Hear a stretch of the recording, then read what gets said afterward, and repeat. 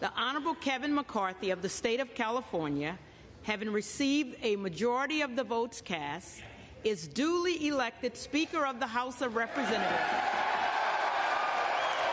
After 4 days and nights full of drama on Capitol Hill, the House has finally elected a speaker tonight.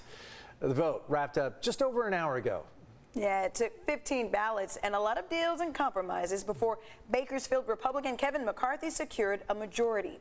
CBS 8's Anna Laurel has been watching the votes all night long and all of the drama, and she brings us all of the latest. Yeah, this is actually, it was entertaining, that's for sure. A lot of changes tonight. It was a roller coaster. By 7:30, we knew McCarthy, he'd lost. It was bitter between Republicans. They were adjourning until Monday. Then about an hour later, lawmakers were called back for a 15th vote after midnight Washington time. And tonight, Kevin McCarthy became Speaker of the House. Here at the Capitol, getting ready to go in for a historic vote for Speaker. Local civil rights activist Shane Harris was in the U.S. Capitol tonight watching the late-night wrangling of Kevin McCarthy to try and finally win his 15th bid for Speaker of the House. I've been in the gallery. I have a front row seat to all of this. Inside, the drama continued. Congressman Matt Gaetz of Florida voted present during the 14th vote. That meant McCarthy fell short of the speakership. McCarthy walked over, spoke directly to Gaetz.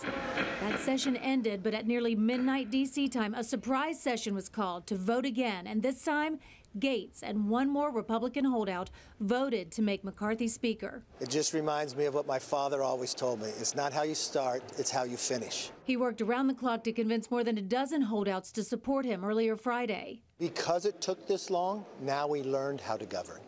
So now we'll be able to get the job done. To win votes, he struck a deal that includes broad changes on spending, greater conservative representation on House panels, and a provision that allows any one member to call for a motion to remove the Speaker. But will conceding to the far right cost him the support of moderates? He needs to find the sweet spot in order to get those votes. Local political analyst Wendy Patrick says many Republicans watching this week's process wonder if what he gave up to get the votes will be worth it. Did it come at a cost that would maybe make McCarthy more prone to giving into far-right demands, losing conservative support? As for Shane, he enjoyed watching the process. That he's been, for the most part, very fair, respectful, I think, and has carried out, sort of a patriotism in the approach that he's taken to this.